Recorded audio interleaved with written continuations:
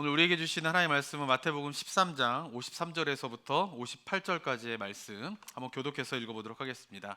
마태복음 13장 53절부터 제가 읽도록 하겠습니다. 예수께서 이 모든 비유를 마치신 후에 그곳을 떠나서 고향으로 돌아가사 그들의 회당에서 가르치시니 그들이 놀라 이르되 이 사람의 이 지혜와 이런 능력이 어디서 났느냐. 이는 그 목수의 아들이 아니냐. 그 어머니는 마리아, 그 형제들은 야고보, 요셉, 시몬, 유다라 하지 않느냐. 그 누이들은 다 우리와 함께 있지 아니하냐. 그런즉 이 사람의 이 모든 것이 어디서 났느냐 하고 예수를 배척한지라. 예수께서 그들에게 말씀하시되 선지자가 자기 고향과 자기 집 외에서는 존경을 받지 않음이 없느니라 하시고 그들이 믿지 않음으로 말미암아 거기서 많은 능력을 행하지 아니하시니라. 아멘.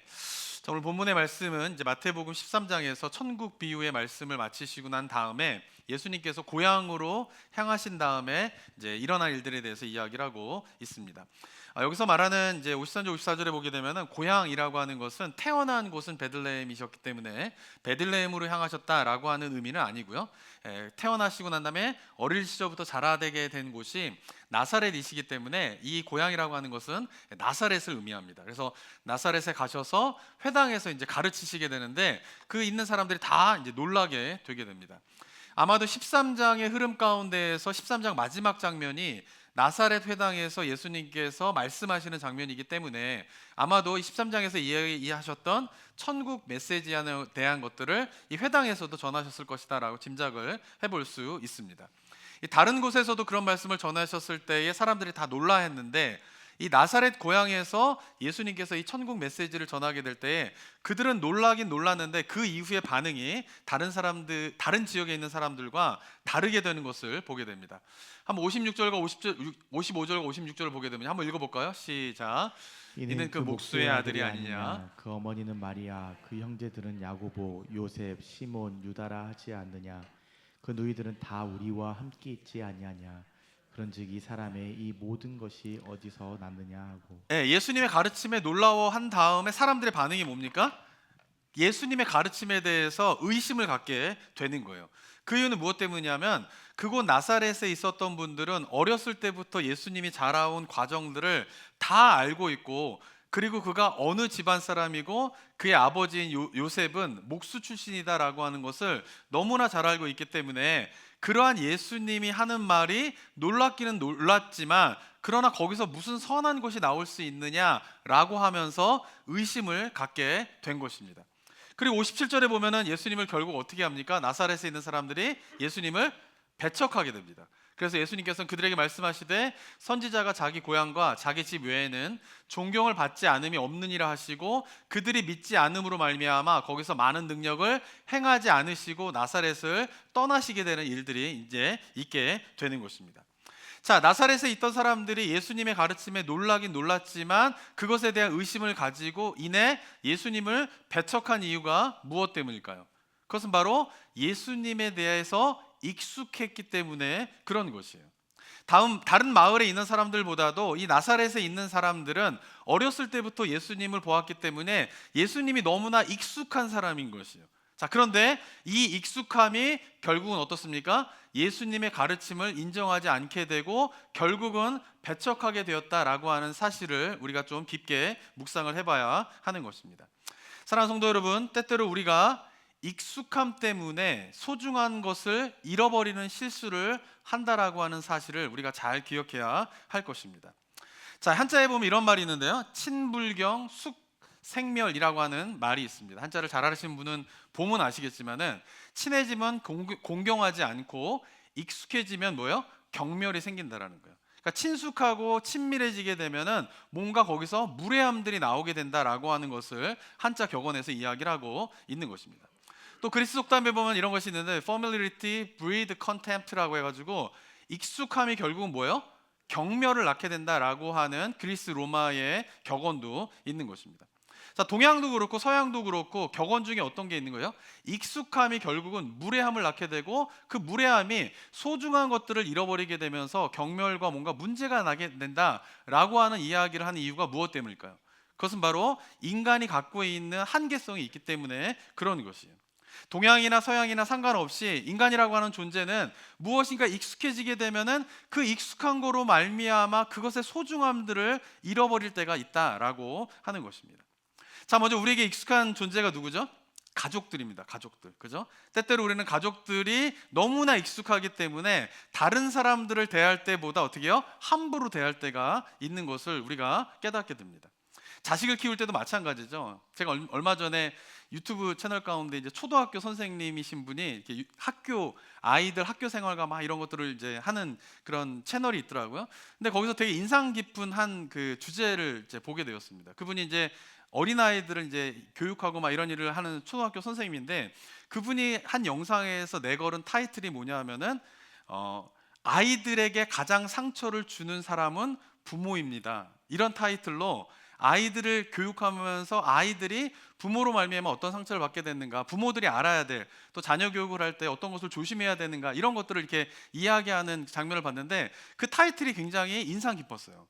어쩌면 우리가 가장 사랑하는 자녀들인데 때때로 우리는 어떻게 해요? 자녀들에게 상처를 줄 때가 있는 것이죠. 이유는 무엇 때문이냐면 너무나 익숙하기 때문에 그 익숙한 가운데에서 자녀들의 소중함을 우리가 때때로 놓치는 그 순간 어쩌면 부모들이 자녀에게 상처를 주게 된다라고 하는 것입니다. 부부관계도 마찬가지죠. 상처를 잘 많이 주는 관계가 뭡니까? 부부들이죠. 부부들. 근데 그 부부들이 상처를 주게 되는 이유가 뭐예요? 서로가 너무나 뭐하기 때문에 그런 거예요? 익숙하기 때문에 그런 거예요. 그러니까 알아서 내 마음 알겠지, 알아서 내 생각을 알겠지 라고 생각하면서 익숙한 가운데에서 그 상대방의 소중함들을 잃어버리는 순간에 어쩌면 그 관계는 서로 감싸주고 사랑해주고 하는 관계가 아니라 상처를 주게 되는 안타까운 관계로 변할 수도 있는 것이 바로 부부들의 관계인 것입니다. 저는 교회 성도님들도 마찬가지라고 생각합니다. 교회 성도님들이 이제 처음에 오시게 되면은, 만나게 되면은 어느 정도 경계를 갖게 돼요. 이렇게 넘지 않는 선들이 있게 되죠. 그럴 때는 별로 문제가 생기지 않아요. 근데 교회 생활을 하다 보면 이제 친밀해지게 되고 친해지다 보면은 그 경계가 무너질 때가 있어요. 근데 그 경계가 무너지게 되면서 거기서 성도들 사이에서 어떻게 해요? 상처되는 일들이 벌어지게 되는 것을 보게 됩니다. 이유가 무엇 때문이냐면 역시 익숙함으로 말미암아 소중함들을 잃어버리게 되는 것 속에서 그런 상처를 겪게 되는 일들이 있게 되는 것입니다. 자, 오늘 요즘 시대에는 또 익숙함으로 말미암아 심각한 사회적인 혼란들이 또 일어나게 되는 것을 좀 보게 됩니다. 뭐냐면은 가짜 뉴스예요. 가짜 뉴스. 요즘에 이렇게 사회적으로 큰 문제가 되는 게 뭐예요? 가짜 뉴스가 많잖아요. 이게 유튜브가 대중화되다 보니까 유튜브로 뭐 어떤 소식들이 올라가게 되면 처음에는 이 말도 안 되는 이야기를 이렇게 떠들고 있어라고 하는데 어느 순간에 그것을 사람들이 믿게 되면서 문제가 일어나게 되는 일들이 요즘에 한국이든 뭐 미국이든 뭐 전 세계적으로 겪고 있는 가장 심각한 사회적인 혼란입니다. 근데 왜 가짜 뉴스를 사람들이 결국 믿게 되는 걸까요? 그 이유가 무엇 때문일까요? 한번 코비드에서 있었던 일인데 이런 게 있습니다. 코비드에서 고농도 알코올을 먹으면 코로나에 좋다, 이런 말이 있었어요. 들어보셨나요? 알코올을 마시면요, 술을 좋아하시는 분들에겐 복음이겠죠. 마시면, 근데 그냥 알코올은 안 되고 고농도 알코올을 먹어야 된다. 그러면 코로나를 치료받을 수 있다라고 하는 이야기가 있었습니다. 믿으시나요? 이게 좀 신빙성 있는 이야기로 들리시나요? 말도 안 되는 이야기잖아요. 근데 이 이야기로 말미암아 코로나 때 어떤 일이 있었냐면은 이란에서 알코올이 코로나에 좋다라고 하는 이야기가 퍼지게 되면서 사람들이 이 이란 지역은 그 무슬림 지역이기 때문에 술을 팔지 않잖아요. 그러니까 알코올을 구할 수 있는 게 뭐냐면 공업용 메탄올 또는 소독을 하는 알코올 있잖아요. 그거를 구할 수 있는 거예요. 그것만 구할 수 있는 거예요. 그래서 사람들이 그거를 마시고 500명이 죽었다라고 하는 기사가 있습니다. 그리고 그 외에도 코로나 때는 코로나를 고치기 위해서 이것도 좋다 저것도 좋다 막 이런 이야기들이 굉장히 많이 떠돌았잖아요. 그리고 뭐 그때도 한국에서도 이제 암을 고치려고 하면은 그 구충제를 먹으면 암을 고칠 수 있다 막 이런 이야기들도 있었던 거 아시죠? 그런 식으로 뭔가 이렇게 병에 대해서 이런 거 먹으면 좋다라고 하는 이야기가 퍼지게 되면서 코로나 기간에 800명, 1000명이 되는 사람들이 그런 가짜 뉴스에 속아서 잘못된 것을 먹으로 말미암아 죽게 되는 있었다라고 하는 뉴스가 있게 되는 것입니다. 자, 보시기에는 말도 안 되는 이야기인데 결국은 사람들이 저거를 믿고 저렇게 따라하다가 비참한 일을 겪게 되는 이유가 무엇 때문일까요? 그것은 바로 가짜 뉴스를 자꾸 듣게 되면 어떻게 될까요? 가짜 뉴스가 익숙해지게 되는 거예요. 그리고 가짜 뉴스가 익숙해지게 되면 결국 어떻게 될까요? 그것을 믿게 되는 것이 사람의 심리이다라고 하는 것입니다. 심리학적인 용어 가운데 이런 용어가 있습니다. Truth by reputation. 뭐예요? 반복해서 들으면 어떻게 된 거예요? 그게 진실이 된다라고 하는 심리학적인 용어가 있는 거예요. 그러니까 사람들이 처음에는 말도 안 되는 이야기야 라고 하지만 그것을 반복적으로 듣다 보면 어떻게 해요? 진짜인가? 라고 하는 생각을 갖게 되는 것이 심리학적으로 어떻게 해요? 사람들이 이야기하고 있는 현상이다 라고 심리학자들이 이야기를 하고 있는 것입니다. 자, 우리 성도님들은 히틀러를 잘 알 것입니다. 히틀러가 어떤 사람이죠? 2차 세계대전에서 끔찍한 일을 저지른 사람이잖아요. 근데 이 히틀러가 등장하게 되는데 결정적인 역할을 한 인물이 있는데 그 사람이 누구냐면 요제프 괴벨스라고 하는 사람이 있습니다. 이 괴벨스라고 하는 사람은 어떤 사람이냐면 독일 국민들이 이 히틀러가 등장할 때에 1차 세계대전에서 패망하고 난 다음에 경제적으로 굉장히 어렵고 힘든 일이 되잖아요. 그 전쟁 비용을 다 갚아야 되고 막 이러면서 유럽에서 막 비난과 막 이런 것들이 있게 될 때에 그 위기에 빠진 독일을 구할 수 있는 구세주가 누구냐면 히틀러다라고 독일 국민들이 믿게 돼요. 그래서 히틀러를 추정하게 되는 거예요. 근데 그 독일 국민들이 히틀러가 이 시대를 구원할 메시아가 된다라고 하는 것을 각인시키는데 결정적인 역할을 했던 사람이 누구냐면 이 괴벨스라고 하는 사람인 거죠. 그래서 이 사람과 관련된 책이 굉장히 많은데 이 책도 뭐냐면 괴벨스 대중선동의 심리학 이래가지고 이 사람이 어떻게 독일 국민들을 선동해가지고 히틀러와 같은 사람을 영웅으로 만들게 되고 2차 세계대전이 일어나게 됐는가, 그 선동의 심리가 뭔가 이런 것들을 쓴 책이 이런 책인데 그 책에 보게 되면 어떻게 해요? 이 괴벨스가 했던 일들이 보면 가짜 뉴스를 퍼뜨리는 것을 통하여서 결국은 사람들이 히틀러를 영웅으로 믿게 되고요. 2차 세계대전이 일어나게 된 것이 독일이 폴란드를 침공하면서 2차 세계대전이 시작되게 되는데 그때에 독일이 폴란드를 침공할 때에 이 괴벨스가 가짜 뉴스를 퍼뜨리게 되면서 침공을 하게 된 것이에요. 폴란드에 있는 군인이 먼저 독일 그 군대를 공격했다라고 하는 가짜 뉴스를 퍼뜨리게 되고 그러면서 침공하게 되었을 때에 이 독일 사람들은 폴란드 침공을 지지하게 되는 일들이 일어나게 되면서 2차 세계대전이 발발하게 되는데 그때 결정적인 역할을 했던 게 뭐냐면 이 괴벨스가 가짜 뉴스를 퍼뜨리게 되면 그런 일이 벌어지게 되었다라고 하는 것입니다. 자, 그런데 이 괴벨스라고 하는 사람이 하는 말이 있어요. 그게 뭐냐면 사람들은 거짓말을 한 번 들으면 아니라고 생각하고 두 번 들으면 그럴지도 모른다고 생각하고 세 번 들으면 어떻게 해요? 사실로 믿게 된다. 이게 뭐예요? 이 사람의 독일 국민들을 선동할 때 갖고 있었던 기본적인 원칙이었던 거예요. 그러니까 처음에는 사람들이 가짜 뉴스를 듣게 되면 에이 저 말도 안 돼. 그런데 자꾸 듣다 보면 어떻게 돼요? 그런가? 그러면 어떻게 돼요? 나중에는 자꾸 듣다 본 것을 믿게 되는 일들이 사람들 사이에 일어나게 된다라고 하는 것입니다. 이러한 가짜 뉴스에 대한 이것 때문에 어떻게 해요? 인류 역사상 가장 끔찍한 전쟁인 2차 세계대전이 일어났다라고 하는 사실을 우리가 기억을 해야 하는 것입니다. 자, 이처럼 사람들은 왜 가짜 뉴스를 믿게 됩니까? 자꾸 들으면 어떻게 되는 거예요? 뭐에 대해 먼저? 익숙해지게 되는 거예요. 그리고 익숙해지는 것이 결국 어떻게 해요? 믿게 되는 일들로 이어지게 된다라고 하는 것입니다. 사랑하는 성도 여러분, 유튜브 뉴스 많이 보지 마세요. 그러니까 유튜브는 자기가 원하는 정보를 검색할 때만 쓰세요. 누가 이렇게 막 뭐 이렇게 띄워주고 팝업되고 이런 것들을 자꾸 쫓아서 가다 보면은 가짜 뉴스를 자기도 모르게 접하게 되고 가짜 뉴스를 자꾸 보게 되면 어떻게 됩니까? 익숙해지게 되는 거예요. 익숙해지게 되면 그다음 어떻게 되는 거예요? 그것을 믿게 되는 일들이 누구나도 벌어질 수 있는 일이다라고 하는 것을 기억하면서 이 가짜 뉴스의 익숙함에 대한 것들에 대해서 우리 성도님들이 영적으로 좀 경계하면서 생각을 해봐야 하는 것입니다. 자, 이러한 영적인으로 이게 이렇게 일반 사회적으로 볼 때에 이 익숙함이라고 하는 것은 위험성을 갖고 있는데 이러한 익숙함의 위험성은 영적인 생활에서도 그대로 나타난다라고 하는 것을 우리가 깨달아야 합니다. 자, 마태복음 13장에서 제가 천국 비유에 대한 말씀을 몇 주간에 걸쳐서 말씀을 드렸는데 예수님께서 그 비유를 통하여서 천국이 무엇인지, 천국이 어떠한 곳인지에 대한 메시지를 사람들에게 선포를 했는데 고향 사람들의 반응은 어땠어요? 예수님의 말씀을 듣지 않게 돼요. 그리고 어떻게 합니까? 예수님을 배척하게 되는 거예요.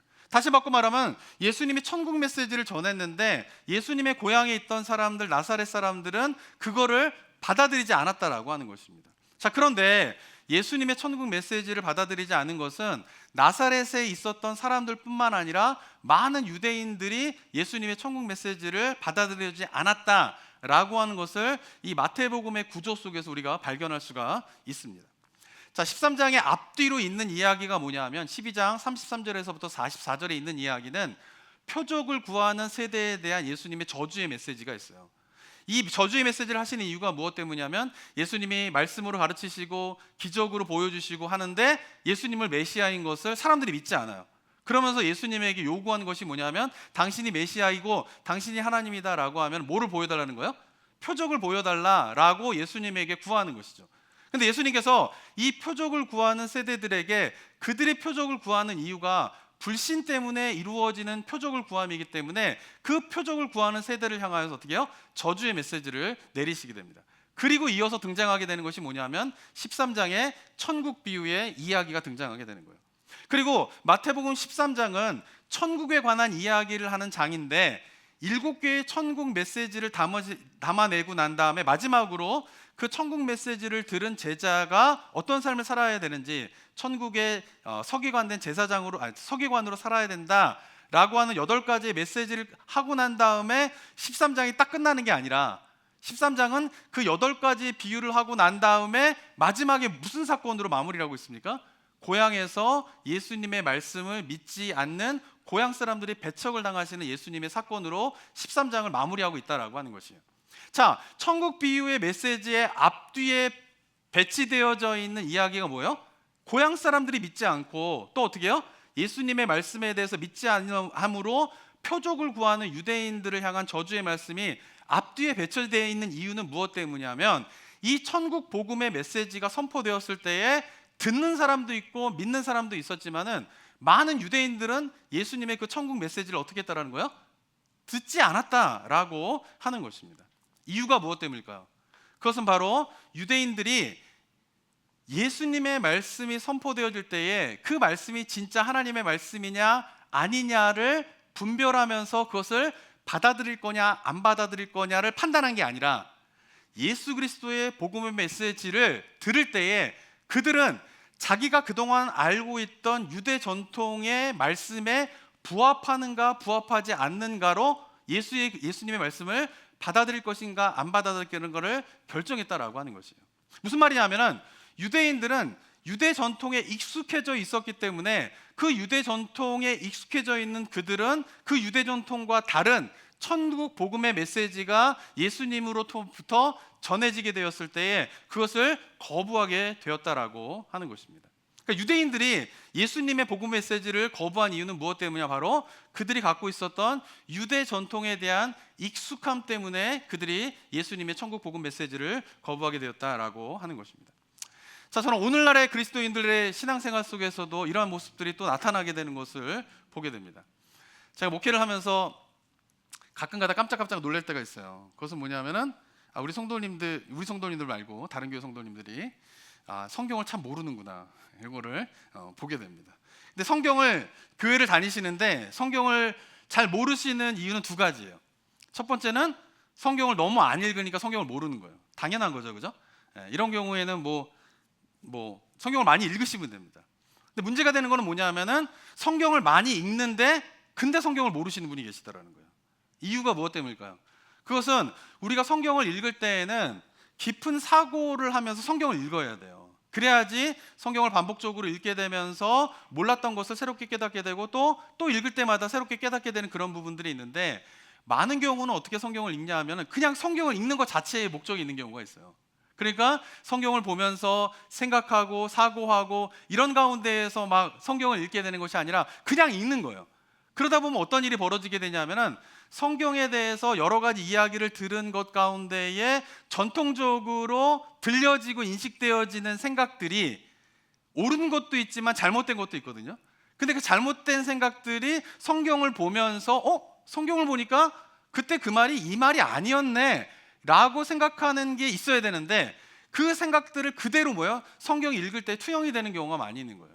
왜냐하면 성경을 읽으면서 깊이 생각하고 사고하면서 성경을 읽어야 되는데 그저 성경을 그냥 반복적으로 읽는 데에 급급한 경우가 많이 있기 때문에 그런 것입니다.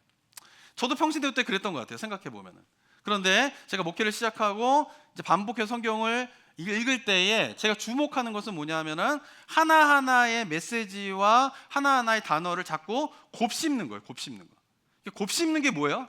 말씀을 그게 묵상이잖아요.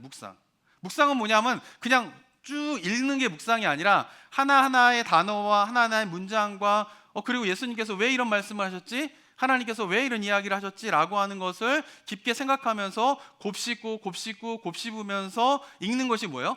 묵상인 것이에요.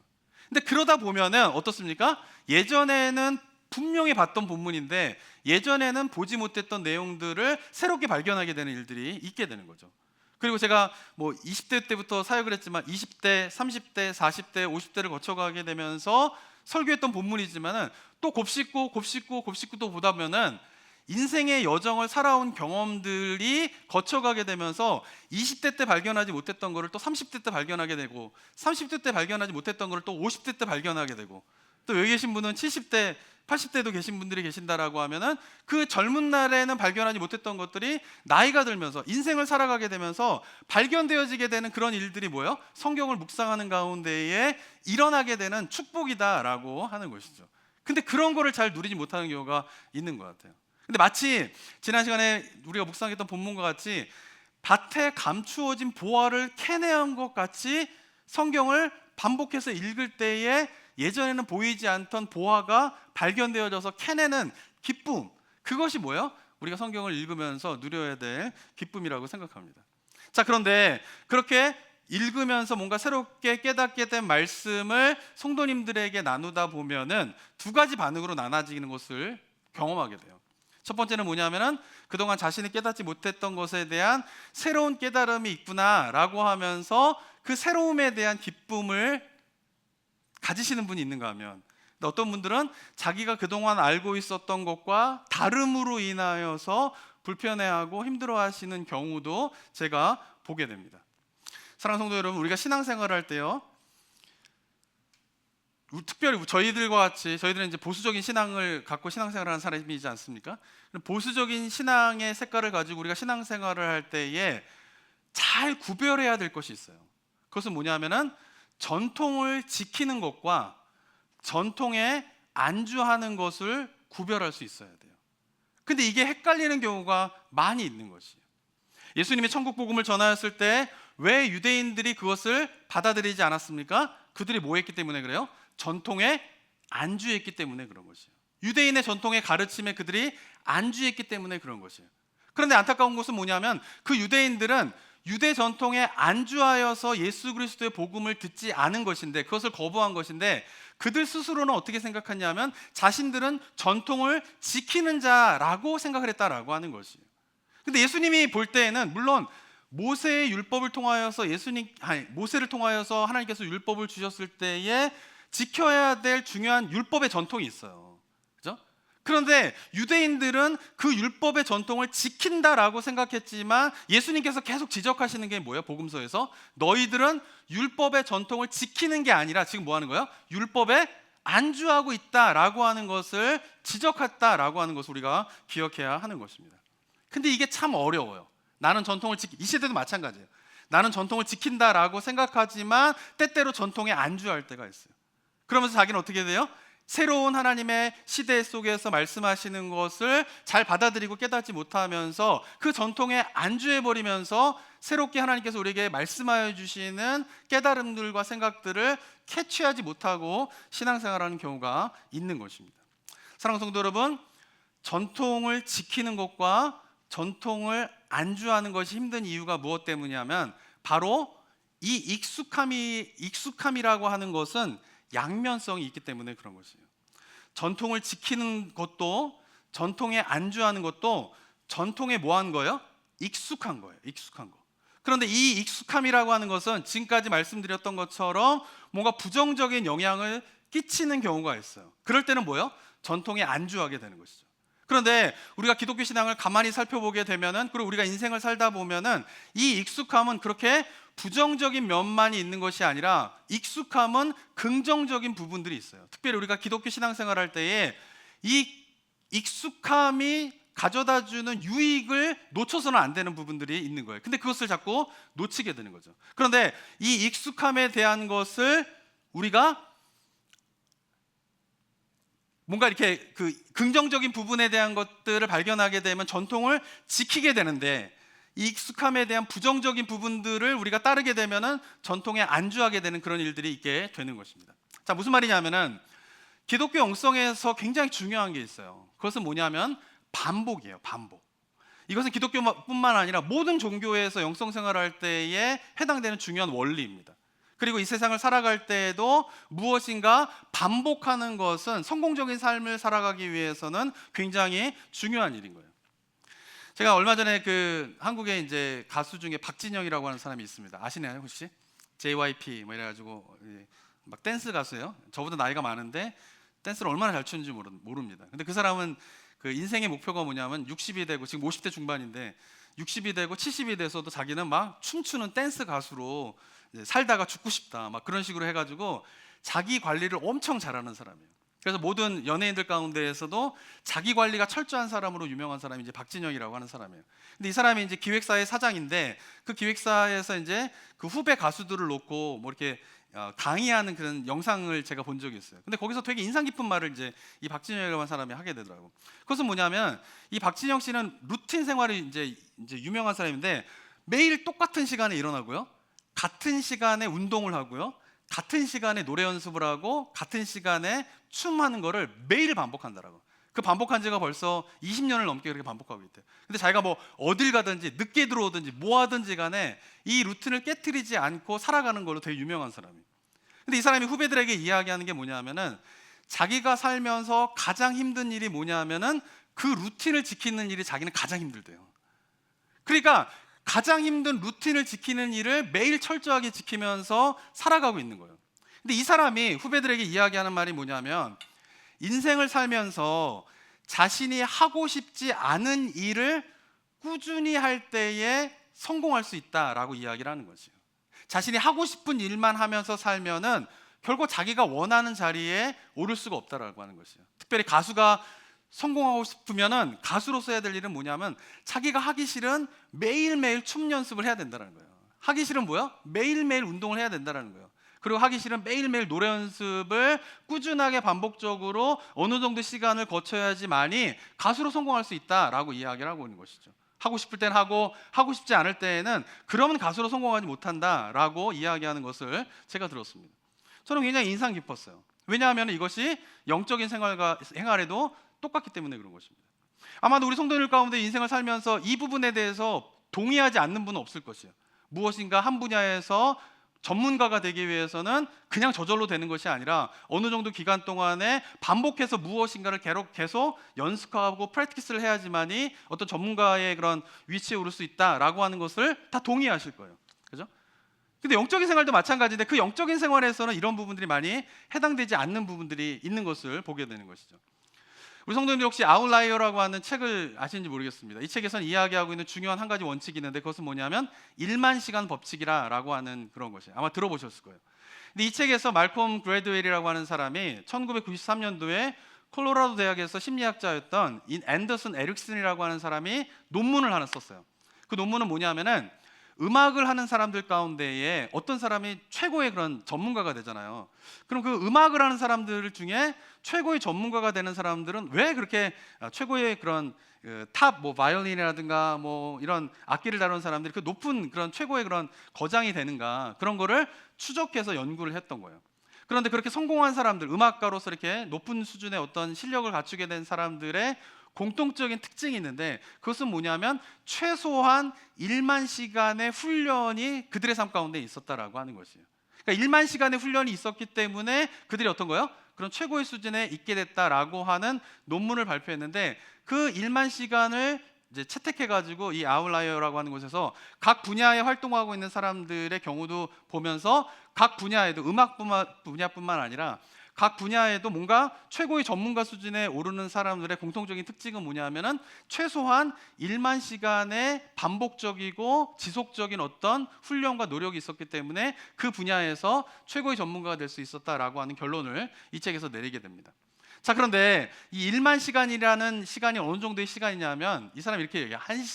하루에 사람이 어떤 일에 되게 집중할 수 있는 시간이 보통 한 3시간 정도밖에 안 된대요. 하루 8시간을 일해도 8시간을 다 집중해서 일할 수 있는 사람은 많지 않다라는 거예요. 진짜 고도의 집중력을 가지고 8시간을 했을 때 고도의 집중력을 가지고 집중할 수 있는 시간은 한 3시간 정도래요.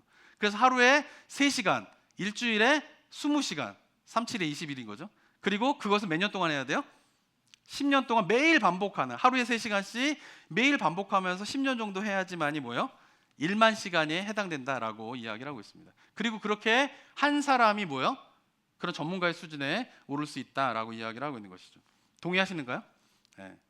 요즘에 LA에 누가 왔죠? LAFC에 손흥민이 왔지 않습니까? 이 손흥민이 와가지고 이제 너무 좋은데 한번 손흥민 경기를 보러 가야지. 막 오자마자 막 그렇게 생각했는데 못 가겠더라고요. 너무 비싸가지고.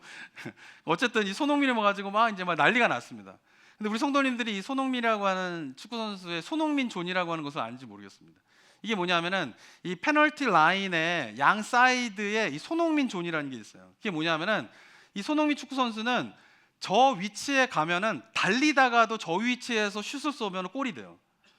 그러니까 양 사이드에 있는데 거기서 워낙 그 자리에서 슛을 쏘는 게 쉽지 않은데, 그리고 수비수들도 막는 게 쉽지 않은데 좌측에서 슛을 감아차면은 골대 우측의 끝에 골키퍼가 도저히 막을 수 없는 골에 들어가게 되고요. 우측에서 손흥민 존에서 감아차면은 왼쪽 골키퍼 끝에 딱 들어가게 되면서 이게 골이 엄청 잘 터지는 존이 이 손흥민 존이에요. 그래서 여기에서 손흥민이 볼을 차면은 많이 들어가게 되는 것을 좀 보게 됩니다. 그래서 손흥민 존이라고 이제 별칭으로 이야기를 하고 있거든요. 근데 이것이 가능했던 이유가 뭐냐면 이 손흥민의 아버지가 손정웅 씨인데 이분도 축구 선수였잖아요. 그러니까 어렸을 때 자기도 축구 선수였기 때문에, 근데 그 유명하지 않았죠. 그러니까 손흥민을 어렸을 때부터 훌륭한 축구 선수로 키우기 위해서 여러 가지 훈련들을 했는데 가장 포인트로 뒀던 게 뭐냐면은 이 손흥민이 오른발잡이거든요. 근데 왼발을 주로 쓰도록 아버지가 어렸을 때부터 훈련을 시켰대요. 그래서 운동화 신을 때에도 보통 오른발잡이면 오른발부터 신발끈을 묶게 되는데 그러면 혼냈다는 거예요. 뭐부터 묶어야 되냐면 왼발부터 신고 왼발부터 묶고, 그다음에 드리블도 왼발부터 시작을 하고 슛을 찰 때에도 왼발부터 하도록. 그러면서 이 오른발잡이가 왼발도 능수능란하게 사용할 수 있도록 어렸을 때부터 훈련시켰다라는 거예요. 그래서 이 손흥민이 그 유럽 축구에서 이렇게 성공할 수 있었던 이유가 뭐냐면은 이 왼발과 오른발을 쓰는 선수들은 많이 있지만 이 손흥민처럼 왼발과 오른발을 이렇게 자유자재로 쓸 수 있는 선수가 별로 많지 않대요. 그러니까 수비가 막을 때 어려운 게 뭐냐면 오른발잡이는 오른발로 차게 될 때 더 강력하잖아요.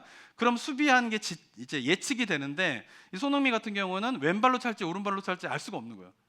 왼발로 차도 잘 들어가고 오른발로 차도 다 들어가니까 수비수가 막기 너무나 어렵다라는 거예요. 그래서 이제 골 기록을 봐도 오른발잡인데 오른발로 슛을 해가지고 골을 넣은 게 한 50개가 된다. 그럼 왼발도 한 40개가 된대요. 근데 이런 경우가 별로 없다 그래요. 근데 그렇게 오른발과 왼발을 자유롭게 할 수 있었던 이유가 뭐냐면 어렸을 때부터 그런 훈련 시켰는데 아버지가 훈련시켰던 중에 하나가 뭐냐면 이 손흥민 존에서 골을 넣을 수 있도록 했던 건 뭐냐면은 왼발로 500개 하루에 슛을, 오른발로 500개 똑같이. 그러니까 오른발 왼발, 그러니까 처음에는 오른발잡이가 왼발로 슛을 하는 게 너무나 힘들었는데 왼발도 500개, 오른발도 500개를 매일 연습하는 그런 10대 훈련들을 겪게 되고 뭐 훈련할 때마다 그런 훈련하게 되면서 결국은 저 손흥민 존에 딱 들어가가지고 멈추던 달리던 어떤 위치에 있던지 간에 볼을 차면은 거기 들어갈 수 있는 수준의 실력을 갖춘 선수가 되었다라고 하는 것입니다. 자, 이유가 무엇 때문일까요? 뭐가 있었기 때문에 그런 거예요? 반복해서 뭘 했기 때문에 그래요? 훈련을 했기 때문에 저런 실력이 있는 축구 선수가 될 수 있었다라고 하는 것입니다. 사랑하는 성도 여러분, 저는 기독교 영성도 마찬가지라고 생각해요. 우리가 반복적으로 기도하고 반복적으로 말씀을 읽는 것이 어느 정도의 시간이 차지 않으면 영성은 깊어질 수가 없어요. 그런데 우리 성도님들이 축구 선수가 그렇게 매일 피나는 연습을 하지 않고 최고의 선수가 될 수 있다라고 믿으시나요? 악기를 다루는 피아노를 치는 우리 안정희 집사님들 피아노를 잘 치시지만 피아노를 치실 때 어떻게 해요? 저렇게 피아노를 잘 치는 사람이 그냥 연습하지 않고 있다가 갑자기 와서 치면은 피아노를 되게 멋있게 칠 수 있다라고 믿으시나요? 아무도 안 믿잖아요. 그죠? 그런데 희한하게 축구를 하던 공부를 하던 비즈니스를 하던 무엇인가 기술자가 되던 무엇인가 어느 정도의 시간을 거쳐가지고 노력해야지만이 그 분야에서 어떤 실력자가 될 수 있다라고 하는 것을 다 동의하는데 유일하게 그런 부분에 대한 노력을 하지 않는 영역이 있어요. 그게 뭐냐면은 영성이에요. 영성. 그러니까 뭔가 영성은 그냥 하나님의 은혜로 뭔가 성령이 역사하시고 성령이 임재를 하게 되면은 갑자기 되는 거다라고 생각하는 경우가 많이 있는 거예요. 근데 그렇지 않아요. 기도하는 것이 반복되어지게 되고 뭐 1만 시간까지는 아니더라도 그 정도의 어느 정도의 기도하는 시간이 차야지만이 뭐 기도의 문이 열리는 게 있어요. 말씀을 보는 것도 마찬가지예요. 말씀을 보는 것도 하고 싶을 때 하고 안 하고 싶으면 안 하고, 기도도 하고 싶을 때 하고 안 하고 싶을 때는 안 하고, 그런 가운데에서 우리가 영성이 깊어질 수 있다? 절대 그런 일이 일어나지 않아요. 그런데 희한하게 한국교회에서는 그럼에도 불구하고 뭔가 깊은 영성과 우리가 기도하게 되면 하나님께서 역사하실 것이고, 뭔가 말씀을 그렇게 읽지 않는데도 말씀을 통하여서 뭔가 하나님의 뜻을 깨닫게 된다라고 하는 이상한 신앙이 자리 잡혀 있는 경우가 너무나 많이 있다라고 하는 것입니다. 사랑하는 성도 여러분, 기도의 시간과 말씀을 보는 시간이 반복적으로 어느 정도 시간이 들어야지만이 영성이 깊어질 수 있다라고 하는 사실을 결코 잊어버려서는 안 되는 거예요. 자, 그런데 문제는 뭘까요? 그렇게 반복해서 기도하고 반복해서 말씀을 읽다 보면은 이게 익숙해지게 돼요. 그죠? 그런데 이 익숙해지게 될 때에 매너리즘에 빠지게 되는 경우가 있는 것이죠. 그죠? 그래서 기도의 말씀을 보고 기도하는 것에 대한 소중함을 잃어버리게 되는 거예요.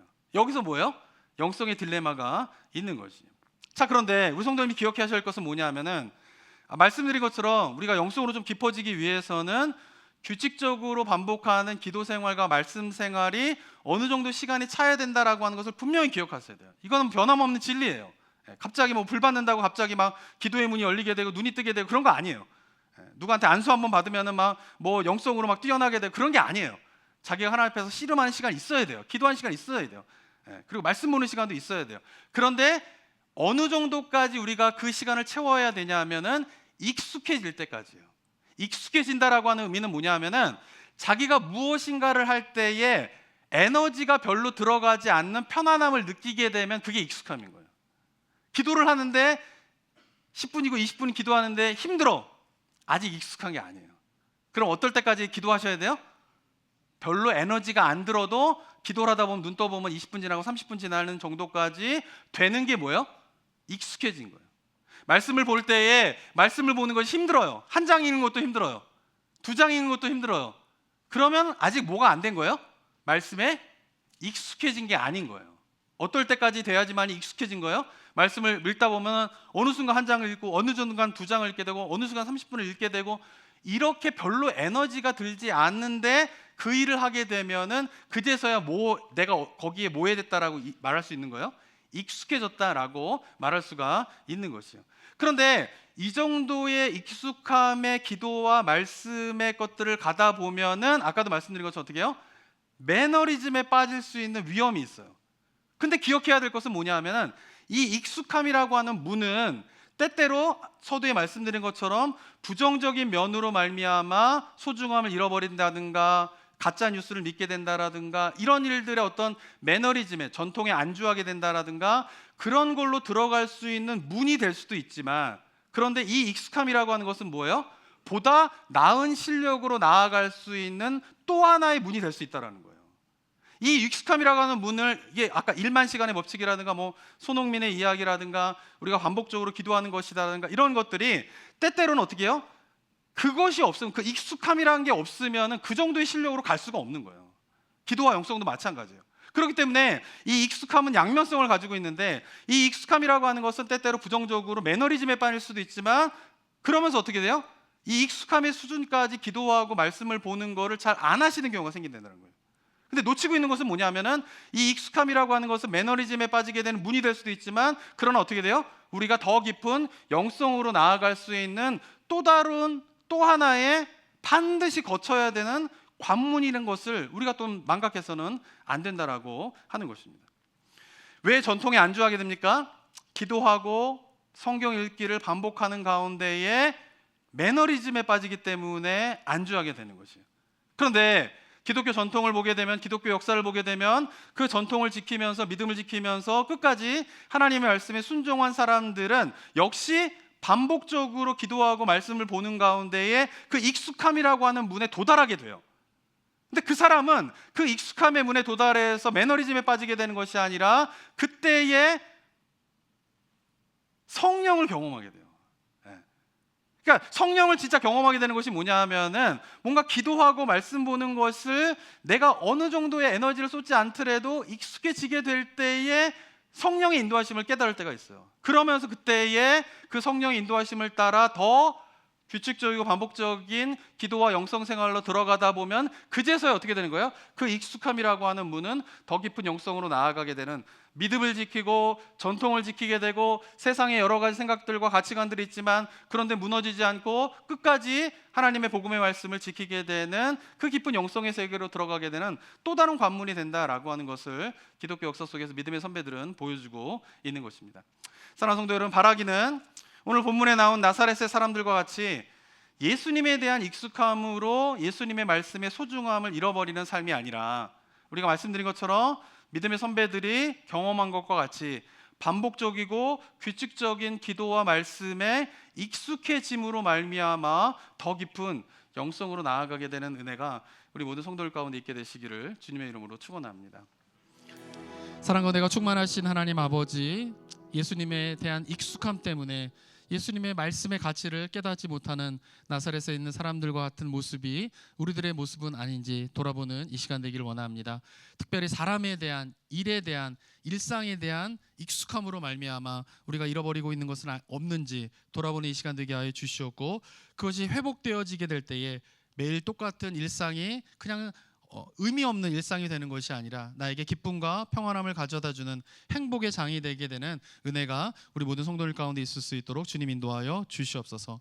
특별히 하나님의 말씀 앞에서 우리가 익숙함으로 나아가게 되길 원합니다. 기도하는 것이, 말씀을 보는 것이 힘들고 어려운 시간들이 아니라 익숙한 시간으로서 내가 그 시간들을 충분하게 누릴 수 있게 되는 은혜가 우리 성도들 가운데 있게 하여 주시옵고, 그래서 그 익숙함이 매너리즘으로 빠지게 되는 것이 아니라 보다 깊은 영성으로 가기에 갈 수 있도록 반드시 통과해야 되는 관문임을 깨닫게 되면서 그 은혜의 깊이 가운데 들어가게 되는 삶 또한 우리 모든 성도님들의 삶의 모습이 될 수 있도록 주님 역사하여 주시옵소서. 은혜 감사드리며 예수 그리스도의 이름으로 기도드립니다. 아멘. 우리 다 함께 일어나 주님께